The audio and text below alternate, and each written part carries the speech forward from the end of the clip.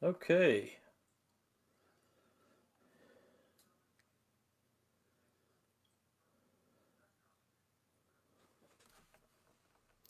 All right. It's Friday night.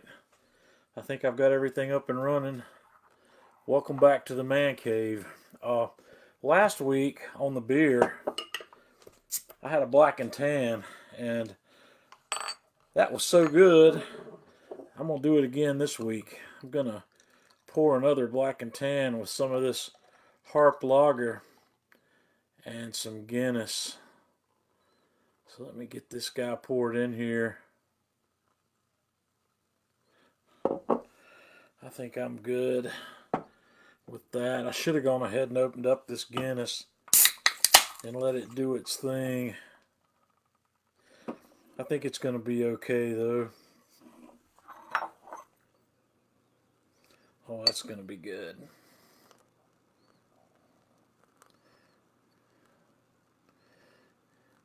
This spoon is not, I need to get one of those bar spoons. Do a better job of this. This doesn't really drizzle the way it should off a typical spoon, but it's going to be okay. It's just like barbecue. There's plenty of wiggle room there, so we'll let that settle in there. That's going to be good. So, happy Friday to everybody. If you're having a beer with me tonight, let me know what you're having.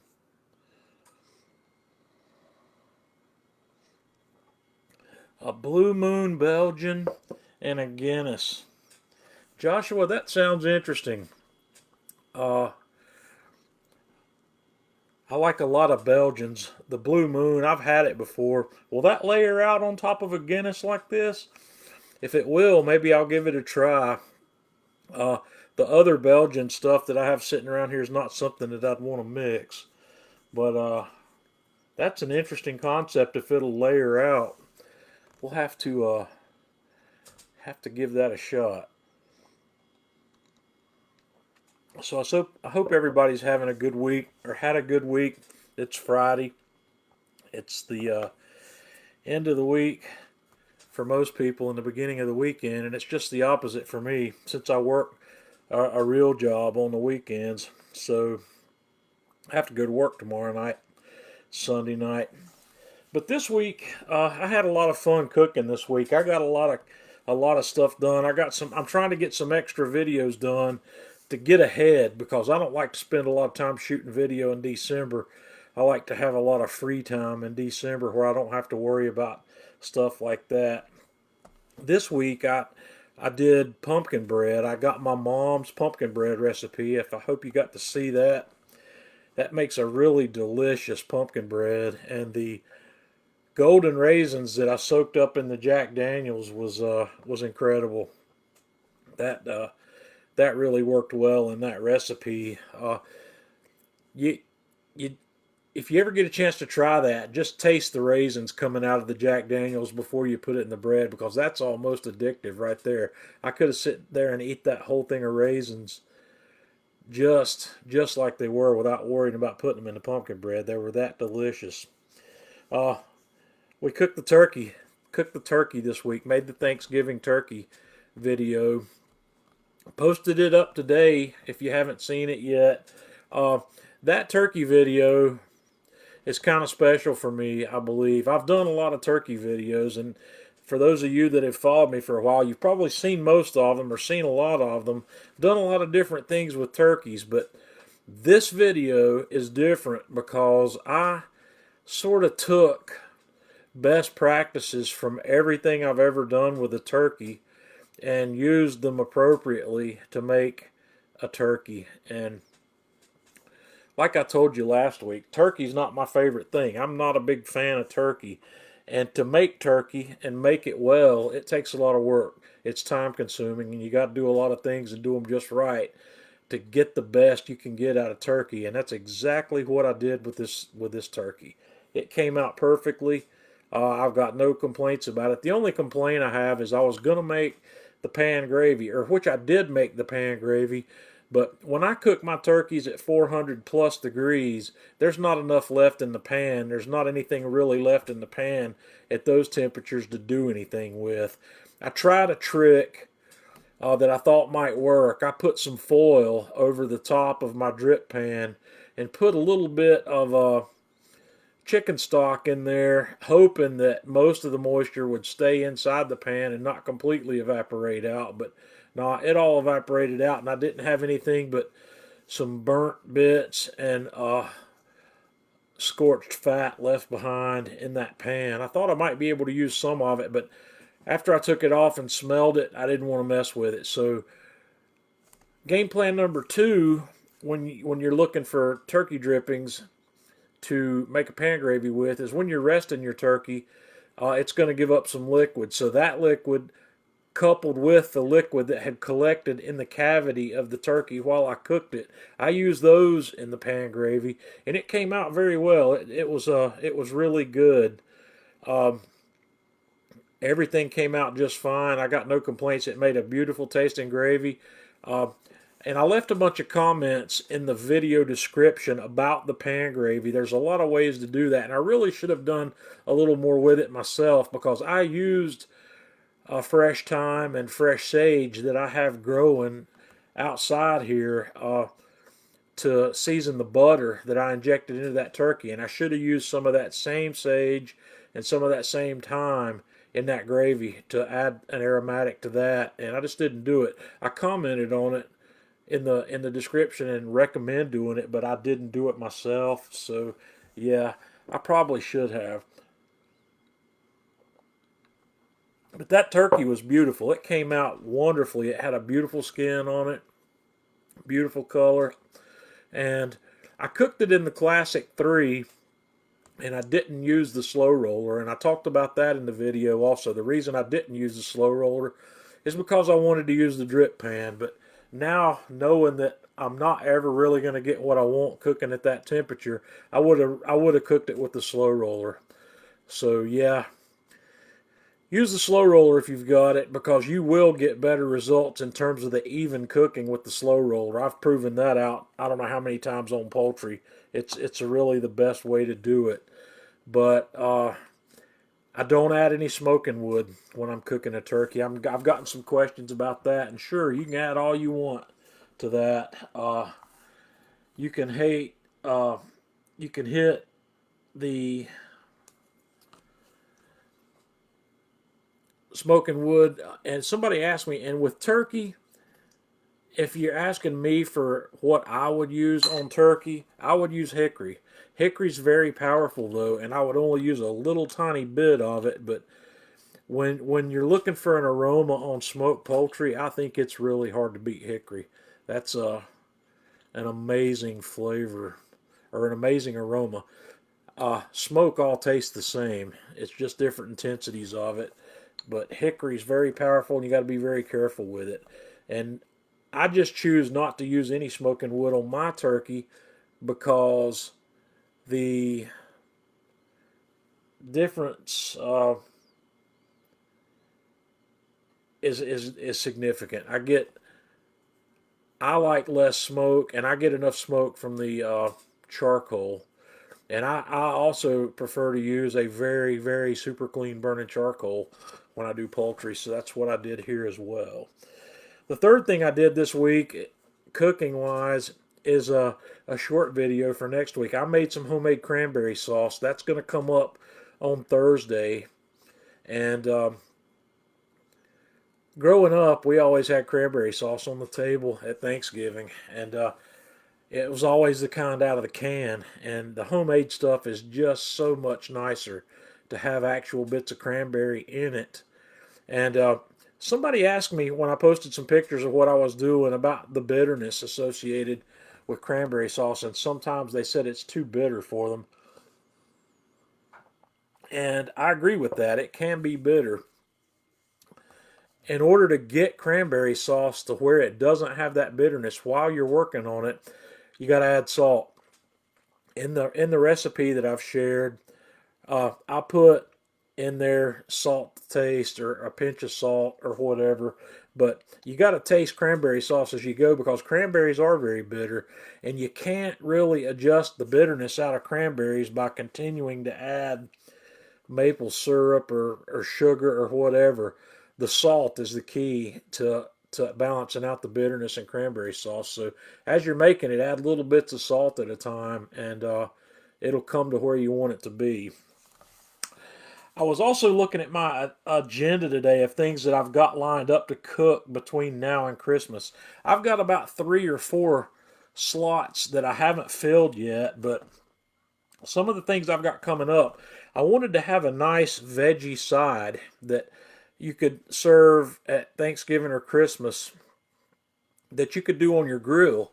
And this coming week, I'm going to do some grill roasted green beans and grill roasted carrots. I haven't quite decided exactly what I'm going to do with them yet, but I think what I'm going to do is I'm going to get my big Smithy 14-inch cast iron skillet out, or cast iron pan, and I'm going to do them both in the same pan and do green beans on one side and carrots on the other. Like I said, I'm not real sure what I'm going to do. I'm probably going to do some sort of a balsamic glaze on the carrots, and on the green beans, I'm probably going to toss them in olive oil and season them with some salt, pepper, garlic, and we'll probably finish those guys off like with some parm or something. I haven't fully decided yet. I'm just going to have to think about it, but I'm thinking that I probably can pull that off and have them both in the grill for the same amount of time at the same temperature. And I'll use baby carrots, so that'll come out nicely, and we'll have a nice grilled side dish. And this is also something that I intend for you to be able to do after you've pulled your turkey off to rest it, because this will take 30 minutes or so. And if you cook your turkey like I did mine and cook it at 400 degrees, that's probably where I'm going to put the grill to roast these green beans and carrots. Also, is probably about 400, so you wouldn't have to change your grill temperature any to just have these sitting there waiting to go when you take your turkey off. And that gives you plenty of time to rest your turkey. I always rest a turkey for at least 30 minutes, and you can rest it for an hour even. It'll stay warm. So we're going to do green beans and carrots. I'd like to do some sort of I'm going to do mashed potatoes and probably put together another sample gravy or simple gravy to go along with mashed potatoes. I'm going to make a video with that. And yeah, I'll probably cook the potatoes on the grill as well. And I'm going to do pumpkin pie. I'm going to use my pumpkin pie recipe, but I'm going to change up the crust this time around. I saw Alton Brown do something with a pumpkin pie crust that really made me think about it. I actually thought about it enough that I experimented with it. I made a no-bake pumpkin cheesecake that I was going to turn into a video. I shot the video for this, but I decided not to use it because I wasn't happy with how my cheesecake came out. It tasted delicious. It just didn't look good. And sometimes I make stuff that tastes great, but it looks so bad on pictures that I can't make myself publish it. And that's what happened here. But I made a crust for that cheesecake out of ginger snaps. Instead of using graham crackers or vanilla wafers or graham crackers and butter, I put ginger snaps in my food processor and pulverized them into a light crumb and used butter and pressed them in and made my crust out of that. And I want to do that exact same thing with my pumpkin pie. I want to make the pumpkin pie, that ginger flavor in those ginger snap cookies is really good. And I'm a little worried about it because haven't proved it out yet. Maybe I'll make the crust in advance to make sure I'm going to be able to pull it off, because it tastes amazing, but I don't like doing experimental things when I'm making video. I like to know that it's going to work. So yeah, we're going to do a pumpkin pie one way or the other. If I have the ginger snap crust, it'll be because I tested it and it worked. Otherwise, I'll go back and do my original, or not. It's not my original crust recipe, but I'll make a either a graham cracker crust, or I'll use a store-bought pie crust. I just don't go to the trouble to make pie crust from scratch. I probably should, but that's one of the things where I just go with the grocery store. Those Pepperidge Farm pie crusts, or the Pillsbury ones, are excellent also. Uh, After the homemade pumpkin pie, we're going to have homemade bacon. I've got the bacon video shot. All I've got left to do on the bacon is slice a couple pieces of it off and cook it. It's been in the refrigerator for a couple days after I smoked it, so it's ready. And in fact, I was going to get that done today. I may try to get it done tomorrow just to wrap that video up, but I've got a video coming on homemade bacon as well. And by the time that's done, that homemade bacon video is going to come out right around Thanksgiving. And then we're going to follow up Thanksgiving right away with a turkey pot pie, because hopefully you guys are going to cook turkeys, and you're going to cook big enough turkeys, or cook enough turkeys that you're going to have leftovers. And I'm going to put together a turkey pot pie recipe just to have something out there to do with turkey leftovers. And it'll be a great recipe that you can use and make chicken pot pie or beef pot pie or whatever you want to make with it, just by changing out the meat to something else. And I'll also make this, my wife likes veggie pot pies, so we'll probably make a separate one for her as well. Then we're going to be doing prime rib. I went to Costco today and I bought my prime rib. That will be the first video that we publish in the month of December, because I know lots of people like to do prime ribs at Christmas. And that's when my inbox starts filling up with questions about how to do prime rib. If you got to see my Turkey 101 document that I wrote up, I have almost finished prime rib 101 to share along with that. I want to have answers to all these questions that are going to come about prime rib. And I decided to write up another document that I can share every time I get asked a question. The prime rib is not as in-depth as the turkey one. It's not as long as the turkey one, because there's just not that much you can say about prime rib. Luckily, prime rib's very easy to cook. There's nothing complicated about it. There's several different ways you can cook it. I like slow roasting mine and keeping it very simple. I cook mine at 250 from start to finish. I don't go into a reverse sear, or I don't even worry about putting a sear on my prime rib. I never even thought about searing prime ribs until I got into barbecue. And one of the things I've learned since being in the barbecue hobby is that everybody wants to make everything like barbecue. We got to have a bark. Everybody wants a bark on everything. And if you want a bark on your prime rib, you can certainly put one on there, but it's just not something that I do. I like to season mine just like I season any other meat. I season it well in advance of cooking it. I'll season it 24 hours before I'm ready to cook it. But I'm going to potentially put things on there that I don't want to sear, because they'll scorch and become acrid tasted. I might make a glaze or a wet rub to go on the outside of that thing after I've seasoned it, that might have some rosemary in it, or it might have some thyme in it, and you definitely don't want to scorch those things. So I'm going to have the prime rib 101 document, and then we're going to have the prime rib video of how to do a prime rib, and I'm really looking forward to that. I love prime rib. Prime rib is my second favorite thing to cook on the grill, right behind beef ribs. So I probably should write that down. I get asked those questions a lot too. So yeah, my top two things on the grill are beef. We haven't got to pork yet. Following that, I'm probably going to do potatoes au gratin or something else with potatoes. I make a really good potatoes au gratin, and it's fun to cook on the grill. It's easy to cook on the grill, and it's a great side. And then, we're into December, so I'm going to do my fruitcake. We're going to do my fruitcake on the grill.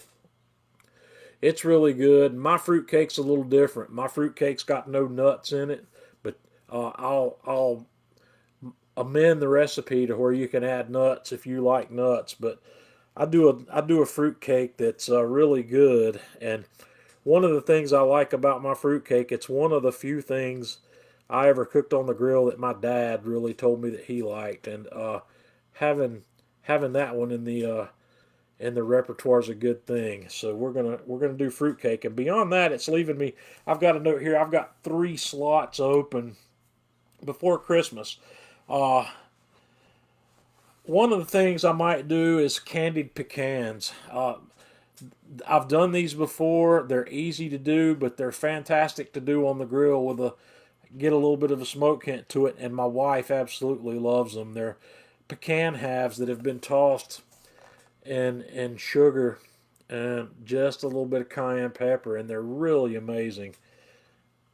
If you remember, I don't like nuts, so I don't really know how amazing they are, but if they're half as amazing as my wife tells me they are, it's something you want to try. And towards the end of December, it's a little it'll be a little late in the year to actually do this for yourself, but I want to put together a video on how to take a pork picnic and cure it and make a ham out of it. And you can cure this thing in 5 to 7 days with a quick cure method. They take a lot longer to cure if you're going to use an equilibrium cure, but we'll fast cure one. I'm probably going to make it because I want that video to be available to the Atlanta Grill Company people on how to do that, because it's a great way to make a ham and make it from scratch, make it all yourself, and make it on the cheap. Pork picnics are cheap. I can typically get pork picnic roasts for a 99 cents to $1.19 a pound, and get 10 or 12 pound one for $12, and that's really hard to beat. And they're really easy to cook. They're really easy to cure. So that that's looking like what I'm going to do for the rest of the year. Maybe something else in there. I've got to get. I want to get some more stuff done on the pellet Joe. My pellet Joe uh, got sick and had to go see the doctor, but it's back, and I've got it fired up and running. And just before I had my problem with the pellet Joe, I was getting ready to do pizza. I was testing a pizza setup on it, so I may try to work that in and get some of that done. I want to get some more content done on the pellet Joe. And just as a short note, I'm I would you probably expect this coming from me, but I've been really impressed so far with the pellet Joe and its capabilities. I didn't have high expectations for that, to be honest with you. I had seen the pictures of it, and but until I got my hands on that thing and actually ran it, I didn't have high expectations for it. But it's really, really good. I'm really super impressed with the performance on this thing, and I'm also super impressed with the build quality. This thing is amazing. Uh, Stay tuned. We'll see some more content on that later. I don't want to dig too far into the pellet Joe yet. But I'm having a great time with it. I'm impressed with it, and it's performing way better than I even thought it would in my wildest imagination, my wildest dreams. It's working well. So let's see. All right. Cheers. That's going to bring me to this week's gadget, which is a little bigger segment. And I don't have a gadget sitting here to show you, but I want to talk about vacuum sealers.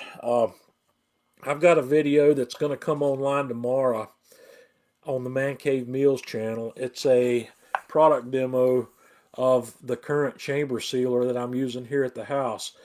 It's a JVR Industries VAC 100. And for those of you that have been following me and following my chamber sealers, this is my fourth chamber sealer. I started out with the cheap $350 one that I got on eBay. It worked fairly well. As far as performance is concerned, I was happy with it.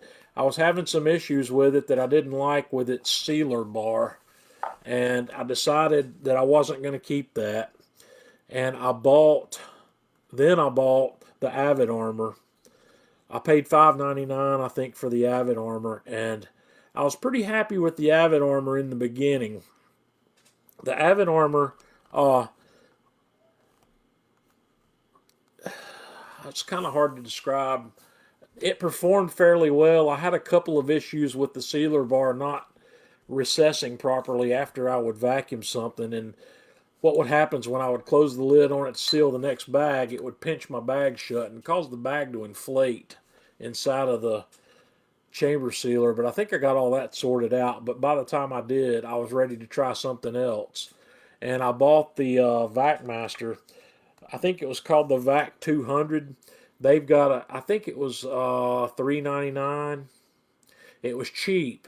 And because of VacMaster's reputation, I said, well, that's got to be the right one to have. And I bought it, and I was one of the early adopters on that. I bought some out of the first shipment, I think, that they had. And I got it here, and the thing wasn't working properly right out of the box. And since I bought it through Amazon, uh, I wasn't going to have it repaired. They weren't going to send me a part to fix it. They had to send it back to Amazon.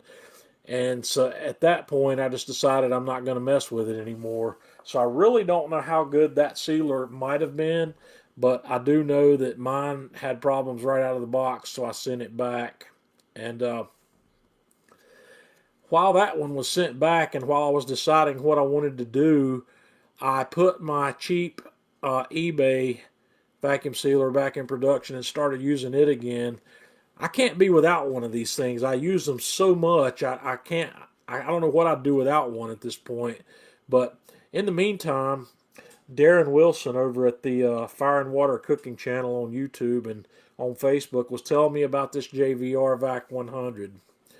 And I had seen his video on it, and I didn't think twice about it at the time. And I went back and had a look at it again, and I decided to reach out to JVR to see if I could get them to send me one of these things. By this time, I've spent, let's see, $350, $950, $1,350 or $1,400 across the three chamber sealers that I've bought. And I wasn't really excited about spending any more money. And I decided to reach out to JVR and see if I could get them to provide me one and let me do some demos on it and let me use it in videos that I do here. And they granted me that wish. They sent me one of their vacuum sealers, and I got this back in early July, and I've been using it for 4 months. I didn't make my video on it right away. I wanted to use this thing for a while and get a feel for it. And I've run, out in those 4 months, I've probably run 300 bags through it already. Run quite a few because, like I said, I use this thing a lot. And it's working great. I'm not having any issues with it whatsoever. So tomorrow, if you're interested in seeing detail on that chamber sealer, watch for the Man Cave Meals Facebook page and the YouTube channel. It's going to pop up tomorrow sometime. I think I set it to come up in the early afternoon. I don't remember exactly what time it's coming up, but it'll be coming up tomorrow afternoon. So while we talk about chamber sealers, I want to talk about the difference between, or while I talk about vacuum sealers, there's two kinds of vacuum sealers. There's the channel sealers, which are like your food saver, which I've got one of here also, and I'll tell you why.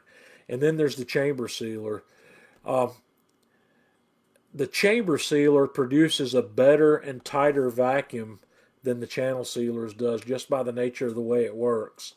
And the channel sealer can't do that because what it's doing, it's sucking air out of the bag, and then when it gets enough air sucked out of the bag, it stops, seals the bag.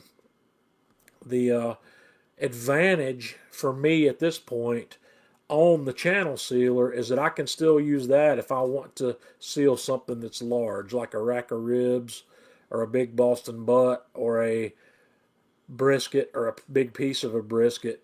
The channel sealer, I can do that with the 11-inch wide bags. I can cut the bag to whatever length I need it to be and seal it on one end, put my meat in it, and seal it off on the other end, throw it in the freezer. Chamber sealers that are capable of doing pieces of meat that large are expensive. They're big and they're not economical for home use. The cost on sealers that are capable of doing that are way on up there. But like I said, the channel sealer, the advantages are that it can do large items and they're inexpensive comparatively. Uh, you can get, as far as I'm concerned, if you want a good channel sealer, the bottom of the line Food Saver is an excellent one to have. It's small, it doesn't have a lot of bells and whistles, but it works great. I had one of those and I used it for a very long time, and I would probably still be using it today had I not tried to vacuum seal some of that 00 Italian flour. Uh, the vacuum pump in the Food Saver was strong enough that it sucked a good bit of that double alt flour out of my bag right into the pump, and there was no reviving it after I had filled the pump up with flour. So the other channel sealer that I have is one of the higher end models of Food Saver that my wife bought me for Christmas quite a few years ago. It's been 5 or 6 years ago probably that I've had that one, but it works fine. I keep it, like I said, for the big things. The chamber sealer advantages are that it produces a lot tighter vacuum. And if I understand correctly, the tighter the vacuum you get, the longer freezer life you're going to get with the food you put in the freezer. And it also gives you the ability to seal liquids. It's really a challenge to seal liquids in a channel sealer because you have to watch it. And when the liquid level gets up to the top, you have to stop the sealer manually and let it seal without letting it suck the liquid into your channel. Because if you let it suck the liquid into the channel, it'll suck the liquid into your pump and give you the same sort of problems I had with getting the flour in there. So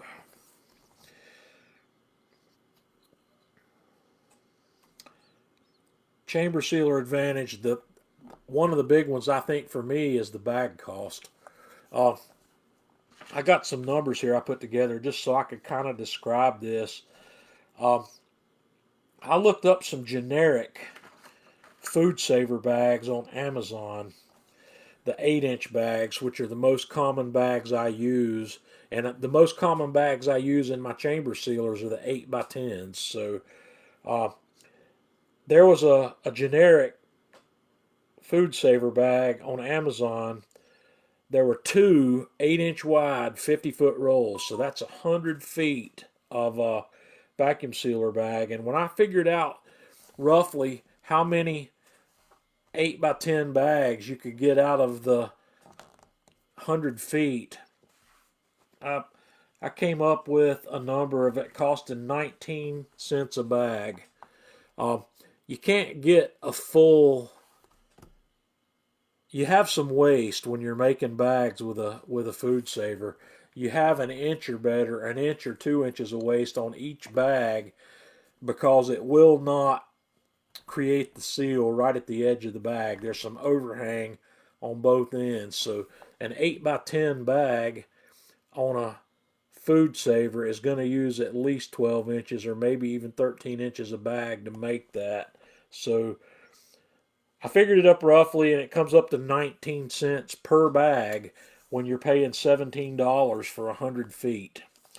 So at 19 cents a bag, that doesn't sound like a whole lot maybe. It's more if you use the Food Saver brand because their bags are more expensive. But when I bought my first chamber sealer, I bought chamber pouches on Amazon, and I bought 1,000 8x10 bags for $50. So that makes those bags 5 cents a piece. So the Food Saver bags or the Food Saver generic bags are 4 times the cost of the chamber pouches I use here that are the 8x10. So if you want to think about that in the long haul, for every 1,000 bags you seal, you save $150 between the cost of these chamber pouches and the food saver bags. And I know you're saying, who's going to seal 1,000 bags? Well, I'm going to clear 1,000 bags in less than a year. Uh, I've been through, since I bought the first eBay cheap vacuum sealer, I'd have to go back and look and see exactly when I bought that. I don't remember, but it's been probably approaching 2 years. I've been through 1,800 bags or so looking at what I've still got and what I've bought since then. I use them for a lot of things. There's not many days in my kitchen where I don't vacuum seal something. Uh, every time I make pulled pork, most of it gets vacuum sealed and put in the freezer right away. And just for instance, a 12 pound, or let's say a 10 pound Boston butt is going to give me roughly 14 bags of pulled pork because I portion mine out in 1 cup servings. I stuff a metal measuring cup full and dump it in a bag, and I usually get 13 or 14 of those out of one 10 pound Boston butt. And that's just for one. And a lot of times I'll cook two at the same time. So there's 28 to 30 bags happening every time I do that. And that's another benefit that I forgot to mention. These chamber sealers have a better duty cycle than the channel sealers. Unless you buy one of the more expensive channel sealers that are in the $300 or $400 price range, the food saver putters out. If I get my bags ready, like if I wanted to do 14 bags of pulled pork on my food saver, I would have to measure out the bags, cut them, and seal off one end of them before I could even start putting food in. So that's going to make 14 seals. And by the time I start putting food in, my food saver's hot and it's making me wait. It's going to make me wait till it cools down enough before to let me seal that next bag. It overheats and it just won't let you run but so fast. I've been able to run this JVR VAC 100 indefinitely. I've done 30 and 40 bags at a time, back to back, one right after the other, of various things with this thing, and it doesn't stop. It keeps right on going. And none of my chamber sealers, out of all of them that I've listed, have had any problem with the duty cycle that I've put them through. But the food saver can't handle it. The food saver is fine for the occasional vacuum seal. If you're not going to vacuum seal avidly, like I do, you probably don't need a chamber sealer. But I didn't need a chamber sealer in the beginning. My desire to vacuum seal stuff grew as I had it. I kept finding new things I wanted to do and put them in the vacuum sealer. And once I started hitting the wall on the duty cycle quite frequently, that's when I decided I needed to go ahead and look at a chamber sealer. So yeah, that's the big thing. And yeah, Tom Cleveland says the cost of bags. Tom's got one of the VacMaster VP 210s or VP 215s, if I remember correctly, and that's fairly equivalent to the one I have here. Those are a little more expensive in the long run. I think those machines are. I don't know, Tom, if you can hear me. How much did you pay for that? How much did you pay for your 210? What did that one cost? The JVR VAC 100 I think is either $7.99 or $8.99, and the Avid Armor that I had was $5.99. I think the VP 200 I had from VacMaster was $3.99, and then there was the cheap eBay knockoff.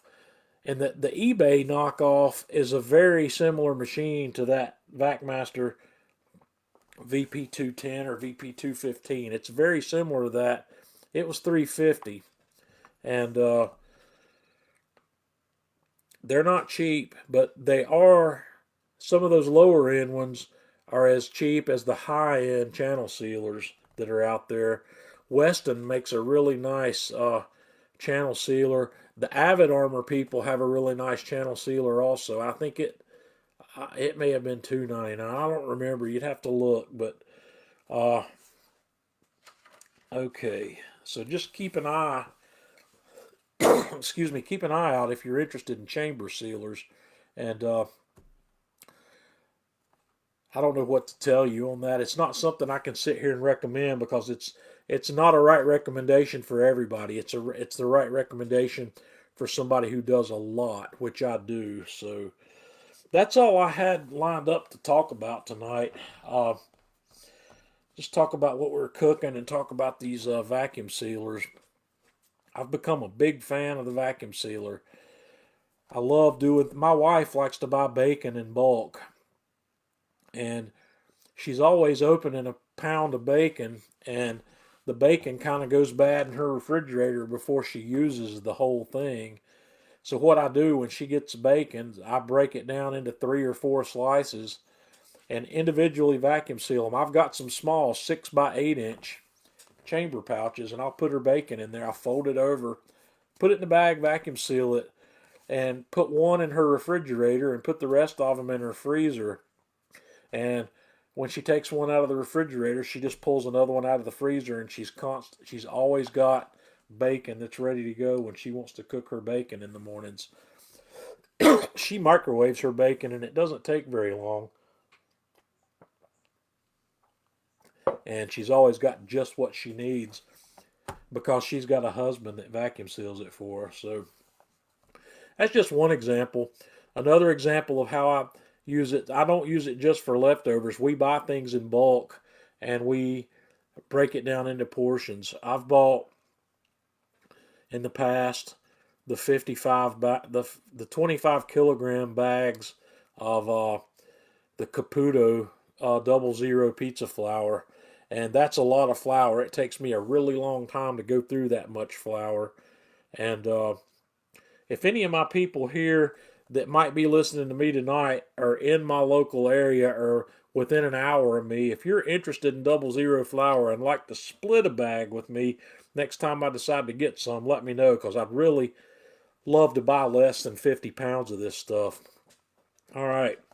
Well, that's all I got for tonight. I appreciate y'all joining me. If you have any questions, comments, or requests for future live stream sessions, leave it in the comments here, and I'll go back through all these comments later. And if anybody's posted questions there, I'll try to get those answered. So until next week, it's John Setzler with Man Cave.